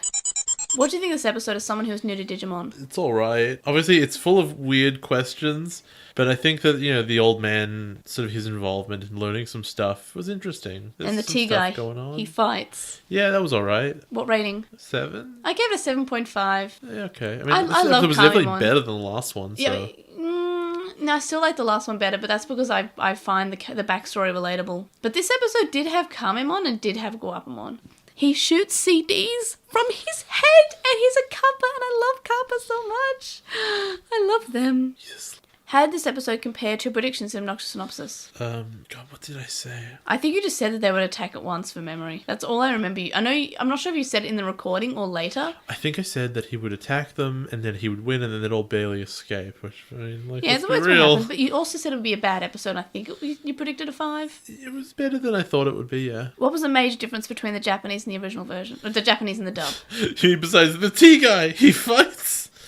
I just had that moment where Fisherman recognizes Keenan by appearance and not by the fact that Masaru is calling him by name. For me, it's the guns thing. Yeah, that too. When you sense the guns are really important to figure out what like Merukimon thinks happened. That's story relevant, and they're taking it out. Do you have any other thoughts about Yoshino's inferiority complex and her not being useful? No. Like, I mean, I went over it already, and the thing is that I think that if I state an opinion, it'll lead to violent disagreement, which we've already had. Yeah, I'm just like, I'm aggressive on this point. I realised that. Like, I'm only stoked that this bit, it wasn't like how we had in Frontier with Junpei saying, I haven't evolved yet. It's her not being sad because she hasn't evolved yet. But it's this ongoing trauma that she has about not being good enough or that everyone else is better. Her sisters are better at piano, and Toma and Masaru, even though Masaru's just joined, they are stronger than her and they are better field agents at DATS than her. And she's useless, she's worthless, and she's not good, and she's just worried about this, and she doesn't feel like she's adequate enough to be in this team. And I love how her being this way is actually relevant, and I really appreciate it. I appreciate whenever Digimon seems to be putting effort into something. I appreciate that you enjoy that. Yeah. However, some people like mint chocolate and I don't. No one likes mint chocolate. So that's how I feel. No one likes celery, no one likes raisins, and no one likes mint chocolate. I like raisins. Shut up. You're not human. I love raisins. You're not human. Raisins every day. Go away. Okay, Leave me alone. 5 days a week. Do you have any particular thoughts about either of these episodes? Save as sure is happening. Better than Frontier? No, yeah, easy, for sure. I think it's better than 02 so far. I don't know, the problem for me is I know what good Digimon's like now. I've been watching Atmon, I'll be like, I want to know what happens next week. And try. We have try. Yeah, try's weird though, because it's not like next week to next week. It's like over there. Every couple of months. Yeah. And try is fascinating because I have no faith that it will pay off. Because there's a difference between a mystery, which is interesting and you think will be good, which is what Atmon is, where I really think the mysteries will pay off. And they're confusing, but I think they'll do it. Whereas in Try, I feel like the mysteries won't. That's really sad. What's happening with 02 kids? Why is it so confusing? We've had 4 full movies. Oh my god. Like, I don't think Try's gonna be boring, because it's not, right? But at the same time, I really think it's not gonna pay off, like, key mysteries. Do you have any thoughts about how humans actually went in and killed the Digimon? Like, it's not just a misunderstanding. Humans went in and just murdered some Digimon. What are your thoughts about it? I feel like it probably is a misunderstanding in the sense that, like, who really attacked first or what the response was. Alternatively, the most likely option to me is that it's just another group of humans and that no one can tell the difference. Screenshot of the week this week, mine was just CD Shooter because it's the best thing ever. I love it. What was yours? Mine was Masaru punching Merukimon in the face. No, that's Was not it not? No. I thought it was. What did I send you? You sent me the humans with the guns and the robots. Oh, that was awesome. Yeah. No, that's right. I did that instead. You lie to me? I had a plan. Honestly, I sent it to you like 2 hours ago. So Yeah, I know. And when I was looking for it, I was originally looking for Masaru doing the face punch, and then I just found that one. I'm like, no, this is good. This will do. This works too. Yeah, it wasn't late though. Digimon introduced. We had LiTymon. What do you think? I already told you that is a rip-off of Lilymon. Even the name is. It doesn't look anything like LiTymon. Sure, it's pink and green, but you know what's else It's pink and green? Flowers. It's a humanoid fairy shape with a big flower on its head. It looks like Lilymon, but drawn badly. No, it's grown up Lilymon. I think Lilymon's a lot younger looking. No, Lilymon's an adult. They're just, like, skinny. Nah, she just looks smaller. I think if you just described Lilymon to a mediocre artist, this is what you'd get. What about Marmon? I mean, we've met Marmon before in Adventure. Don't ask me. We've met it like 4 times. Yeah, you're right, but I love him. I know, there's something nostalgic about his design for me. If you want to know my answer, just see the future. Or the past, actually. The Postmon Pat this week. First up, we have an iTunes review on iTunes, which Jay is going to read out. It says, super ultimate level Digimon podcast. It's 5 stars from The Time Optimist from the USA from September 10th. It's actually not that long ago. And it opens with, LostinTranslationmon is the best Digimon podcast. Oh, it's so nice. It is nice. This was a really nice review. I was really happy to read it. An incredibly interesting podcast in general. Both of the hosts have a unique dynamic, and a refreshing chemistry between them. Really respect all the hard work May puts into producing the podcast. Yeah. It would have been easy for her to say she wouldn't re-record previous podcast episodes that they lost due to technical difficulties, but she soldiers on and still produces content on time for people to listen to every week. Yeah. May is a model of consistency and has superhuman work ethic. I'm a May Shinramon. That's true. I also enjoy and appreciate Jay pointing out the inconsistencies and flaws in Digimon's writing. It is far from a perfect anime franchise, and his voice is one that the fandom has been missing all of these years. Whoa! That's high praise. I'll take that. It's good. It's to be honest, people have often said, "Oh, Digimon is amazing," and I think we've needed the critical analysis of, well, actually, I'm not the hero you deserve. I'm the hero you need. I was born into this fandom. You just merely adopted it. I didn't adopt anything. If I adopted this kid, is his abusive stepdad a funny joke here? No. For a fandom? No, it's not. Oh man, that's rough. I'm not going with that one. Sorry, everyone. Your real mum, the fandom's real mum died. Oh, Jesus. If you're in search of a podcast that takes a critical look at Digimon, LostinTranslationmon is the one you need. Yay! We also have a weekly poll. And Jay will again read the comments and I'll read the results. So this time the question was, which season had the best death or hospital scene? Adventure, 02, Tamers, Frontier, or Savers? We got one from Vincent who says that Tamers had the best hospital scene because they felt it was the most emotional and impactful when compared with the other hospital/death scenes. Jury's flashback was pivotal for the plot of the final arc, while the other flashbacks were more for development of the characters. Ken's flashback comes at a close second, but they feel it acts more as a redemption arc than as an impactful moment. Empermoto says they voted for the Tamers hospital scene because it is the one that stuck with them, and the one that traumatized them as a child. Well, that would make it stick with you. It would. And close second would be Ken's, Osamu Ichijoji. Oh no, that's the brother. Yeah. From Adventure 02. Not so much for their scene itself, but for the repercussions of it. The event was one of the factors that led to Ken becoming the Digimon Emperor. Yes. Ellie Vork says they were tempted to vote for the Savers one because they do like Thomas' episode and Savers always needs more love, but they're going for Tamers in the end because Jury's hospital scene is probably more their favorite scene in the entire series. They like messed up characters, and that was the scene that showed just how messed up Jury was. And Sharkmon says they picked Savers because they couldn't get over young Toma crying, and the implied blame for the death is something he carries. I was going to vote for Frontier because it was the only happy ending where tears created magic, or Adventure because Hikari's near death pushed an Oni-chan ethic onto Taichi very early in his life. To be honest, they're all good scenes. They're very emotional in their own way. They got suckered into the young Toma bawling his eyes out. So sad. So this poll had 21 votes. In last place was Frontier with 0 votes. Good. Fantastic. Oh, and what would you vote, by the way? Because I would say Tamers. Well, okay. If the kid had died, I would have voted for Frontier, but unfortunately he didn't, so it doesn't get my vote. So I'm joking. I'm abstaining from this vote. Oh, okay. I don't care. Anyway, so second place, Adventure, 3 votes. Third place, Savers. Second last place was Savers with 2 votes. Then Adventure with 3 votes. It sounds like Tamers won with an overwhelming majority. Second place was Adventure 02 with 7 votes. And Tamers with 9 votes. Oh, it wasn't overwhelming. Yeah. Fair enough. What was in 02? 02 was Sam. Who? Osamu. Oh, Ken's right. brother. Ken's thing. Yeah, got it. Because, yeah, it did sort of shape the first half of the season. Everyone's just getting mashed by cars in this series. Yeah, and it was very similar to the Savers one. But I think it's either Tamers or Savers for me. It'd be funny if, the one who hit Ken's brother was Taichi's dad when he was drunk. Oh, that's rough. But, we never found out. That is so rough. It was never relevant. Just, it could have been. So we have a bunch of emails as well. Well, we have some things from last week because Jay wasn't present and Jay wanted to address ones that were straight just asking him questions. So, Jay, you can read those because I'm not wearing my glasses and I'm also very tired. So apparently I can talk you... So we got one from Ryuichi who mentioned that I can talk May into changing opinions and ratings and wondering if May can do the same to me. And the answer is very rarely. I tend to hold opinions very And strongly. also, I tend to give up because I just don't like confrontation. Yeah, it's not because you're wrong. Yeah, I'll often, like, in arguments, I'll just surrender even if I'm right. Yeah, that's mature, sure. What? Because I just don't want to fight. If you were right, you'd be able to adequately argue your case. No, sometimes I just don't think it's worth it. Then you must not be right. It's not just with you. It's in any argument or anything that happens. I'm just kind of like, well, going on and on isn't going to solve anything. So We got one on Tumblr from Trickstar Holly Angel, who previously was IRL Yuya.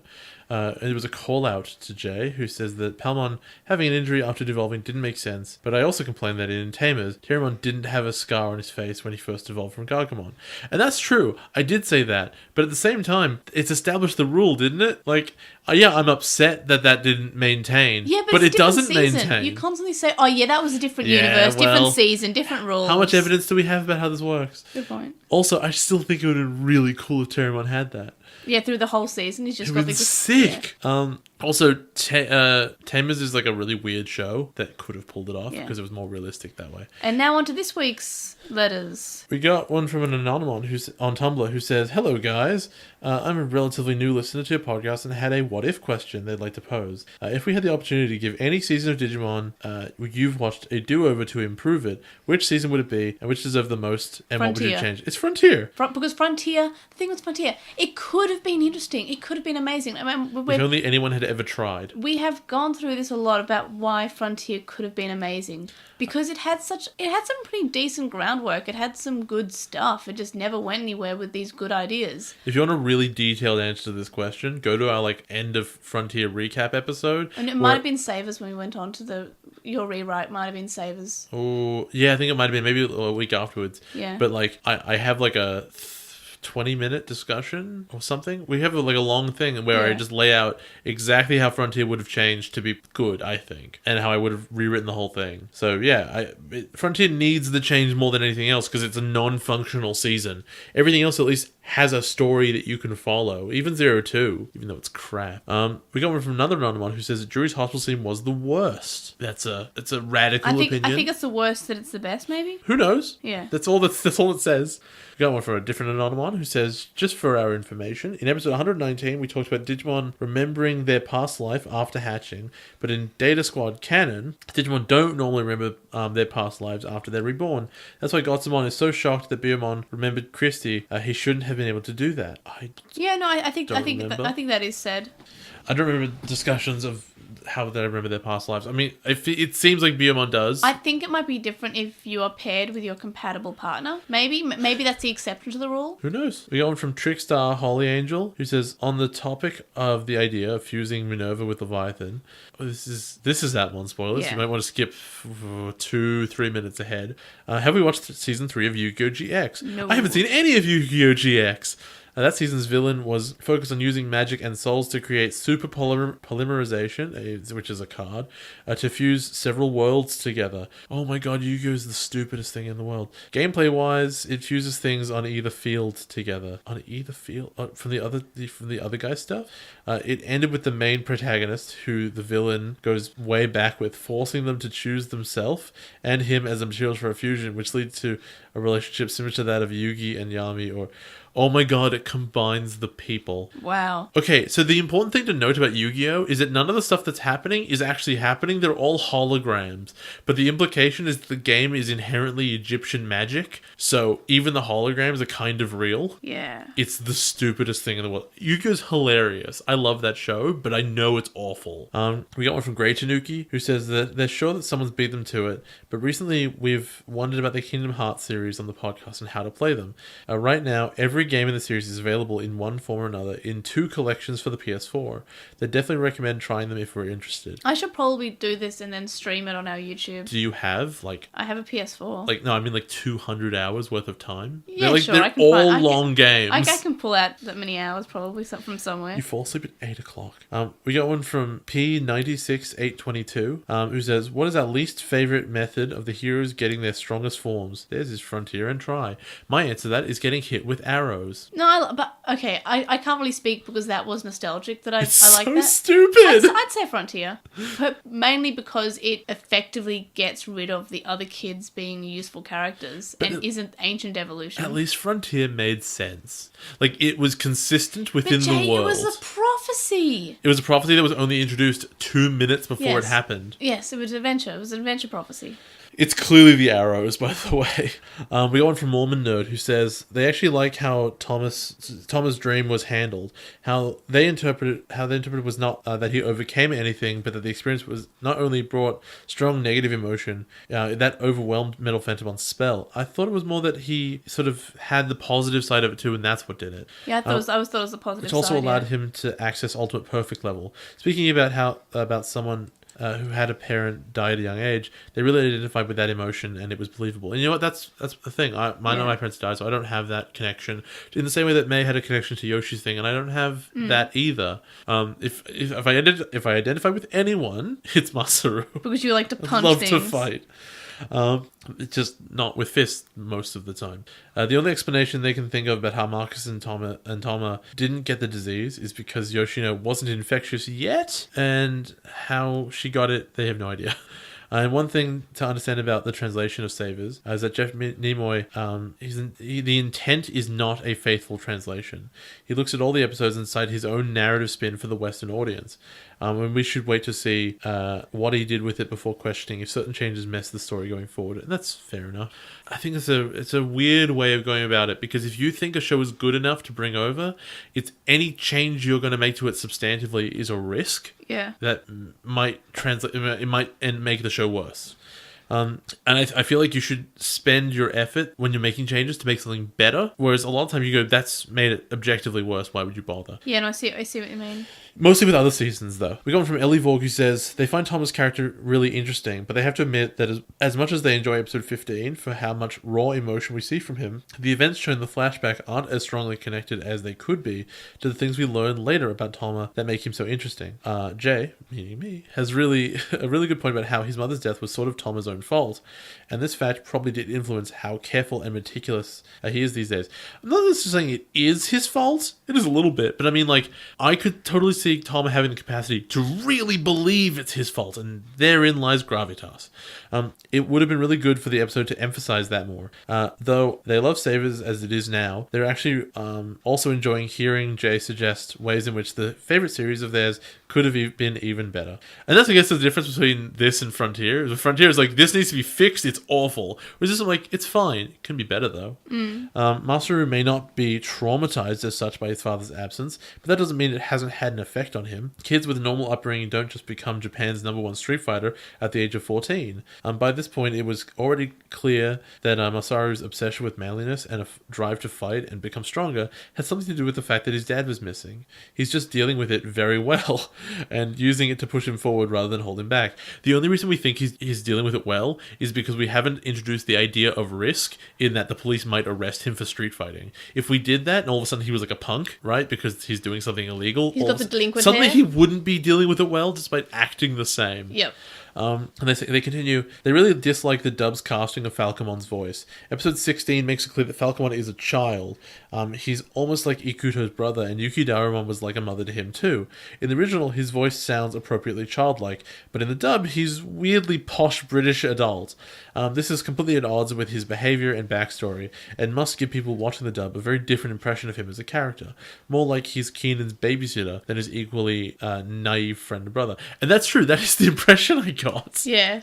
And when Masaru was saying that Falcomon wouldn't betray them, it wasn't just about him being sort of friends now. It's because Falcomon's courage in coming to Wanderer's Cape, even though he was scared, meant he was a man in Masaru's eyes. And Masaru's idea of men is that they don't betray people who have helped them. This is another nice indication that Masaru's concept of manliness isn't about physical strength, or even really about gender. It's about how you behave as a person. Yeah, and I like that, and that's what I think. I don't think that he's a huge misogynist. I actually think that I've always thought that he may be a feminist, and that's great. I mean, it's never explicitly said, but I agree. I don't think it's like a man is a man, men. It's not to do with gender. It's just like a man is a good person. What you'll be really clear when he starts giving those speeches to Yoshi. I want him to. I'm just like, Yoshi, you are a true man. And she's like, ah. We got one from On With the Will from a Taru Man. I think I got it. He says, regarding Atmon, another fantastic episode, though they're a bit disappointed that we didn't notice the parallel to the first opening during Gatchmon's speech. In Dive, Gatchmon appears from the sky in front of Haru and scans him with his magnifying glass. Here, it's almost shot for shot. It's like a really nice nod. I'm so mad I didn't get this when we watched it, but oh my gosh, it's completely like the first intro. I just didn't think about it. It's so good. I'm so mad that I missed that. It's a really nice parallel. It's great. Thank you for pointing that out to us. And finally, we got one from Shackmon who says, a question about the digital world in Savers. The circuit boards in the sky are a cool effect, but what was with the letter-shaped sea glass on the beach as they reach Wanderer's Cave in episode 16? It looked like alphabet soup on the beach. The answer is digital world is weird. Yeah, so we put random elements around. I love digital world weirdness, and I say this basically every season when we're introduced to the digital world. Digital world weirdness is great. Also, I guess the real answer is the internet contains English letters, so I guess they're on the beach now. They found some spam sites. Episode 15, with regards to episode 15, I imagine, they felt like the blame on Tama was implied with young Tama being so desperate to go to the festival. Data Squad avoided this because it's too much for Amerikids. That's true, but like, seriously, just have him like say, oh my god, it's my fault. It's not even like that's ham-fisted. If he just thinks it out loud, that's fine. And they say it's amazing that I could predict spiders in episode 15, and a great line from this past podcast was Jay saying that he thought Yoshino fainted because Sunflowermon was actually effective in battle. That was great, though. And regarding Atmon again, regarding Atmon was the last one we saw. Yeah. Regarding Atmon in this case, they want to see a redemption, and they agree with me on not liking how Haru is reacting. And also, Eri is awesome. Eri is awesome. Assuming that is a redemption for... I'm not sure how much I want to spoil. For that character that we've been talking about for the last couple episodes. Yeah, and Haru's reaction to what's happening at the moment. Hey guys, you should have watched Atmon. It's a good show. Yeah, watch Atmon. Like, a lot of people say, oh, I don't want to watch Atmon. Like, watch Atmon. Like, or at least give Atmon a try. I feel like it's better than a lot of Digimon. You know, it weirds me out that a Digimon fan would ever think that Atmon's concept sounds stupid, because Atmon's concept is exactly the same one as Digimon's concept, but rather than Agumon being a lizard, they said, you're a specific program on the computer. And also a lizard. The only difference is that rather than being focused on PCs, it's focused on phones. But whatever, that's the same thing. It's also like it's updated for the kids, like for the now kids, not the then kids. Like, sure, analog things were funny, and having you know RGB RCA cables just hanging around, that was funny. You don't see that now. When have kids now used RCA cables? It's all HDMI and DP. Never. Yeah, I use them if I do Let's Plays, but that's because I've got a PlayStation 1 what I want to do Let's Plays on, and that's what they guess what? They have 3 RCA, and my PS2 has 5 RCA. Woof. Alright everybody, just for the next episode of Case Closed, the truth about Kinan. Oh, the target is Akuto? Gotsumon's plot. And the Crier family reunion. Oh, Rescue Mother, Akuto, Hagurumon's Cage. Weekly Wonders this week. Mine is Danganronpa, another episode, Ultra Despair Girls, because I have to finish it before the next Danganronpa comes out in October. Have I talked about Yakuza? I don't know. No, I would have talked about it last week, but I wasn't here last week at the end.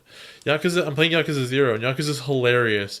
Because it's like, at its core, it's this really, like, serious story about the Yakuza in Japan, and this one, like, new guy who's only been in it for, like, a couple of years, and he's trying to get his feet, and he's trying to be important in the Yakuza, and then he ends up getting, like, framed for murder. And the entire plot is, like, a real estate thing about this, like, 3-meter square area of real estate in Kamurocho in Tokyo. It's super weird. It's like a weird story.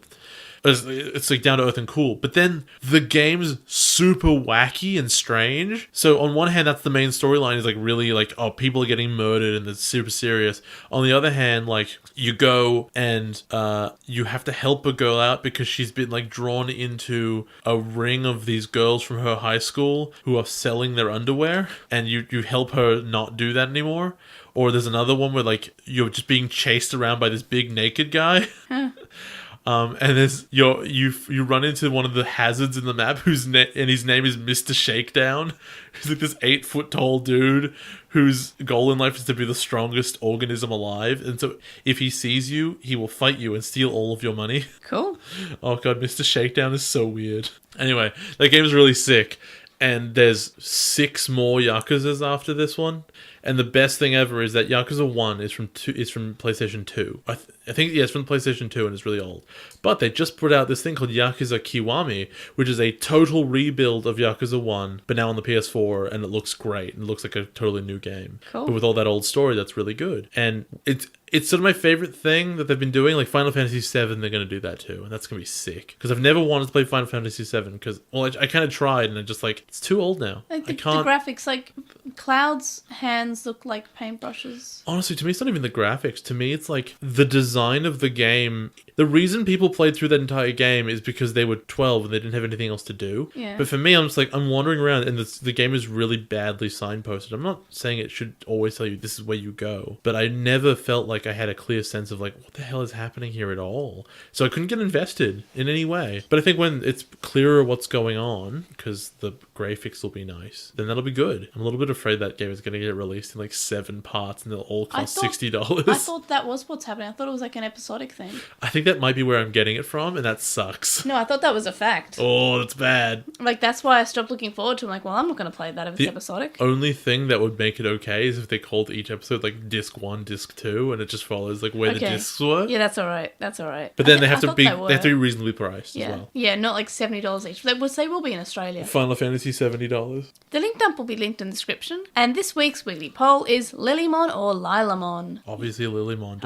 I was scraping the bottom of the barrel this week. Boy, were you. You can find our screenshots of the week and our weekly wonders linked in the description. And they're also in our link dump. Our Redbubble is also linked in the description, and we have the new design, and you can get more than just shirts. So please check it out. A little bit comes up to us, and it's great. You can contact us and stay updated. You can email us at LostinTranslationmon@gmail.com, or you can comment on this episode and message us on SoundCloud. You can follow us on @TranslationMon on Twitter, and you can find us on LostinTranslationmon on Tumblr, Facebook, Instagram, and YouTube. We have a discussion thread on With the Will, and a red thread in the Digimon subreddit. And we'd appreciate if you would review us on iTunes and on Stitcher. Please inflate our egos.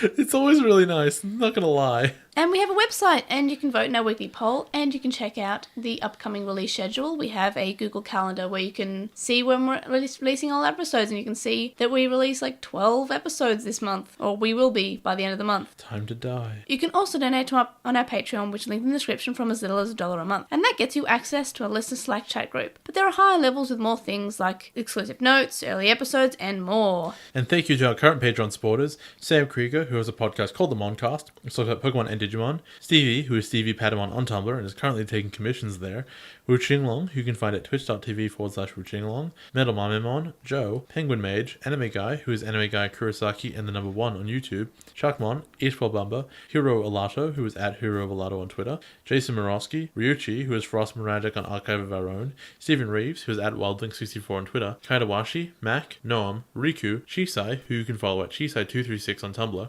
Corey, Kyle, the Lady Bugman, whose anime blog you can find at bagubaragu.wordpress.com, Small Wolfie, who is on Tapastic as Small Wolfie and has a comic there called Eden of Melancholy, Tom, Glitchgoat, Azra McCool, Nicholas, Gene Hackmon, Matthew, Anthony, who is at AntoClassic on Twitter, Lizmet, who is Lekmon on Tumblr, Sithobi, Ellie Vorg, who is Ellie Vorg on Tumblr, Sporky McForkinspoon, who has a Digimon podcast called Going Digital, Megan, Kyliak, Neoboo, Jams, and The Time Optimist. You can also make a one-off donation on our PayPal, which can be found linked in the description. It's paypal.me/edgemon. Make sure to listen to the podcast. See you guys next time. Bye! Bye!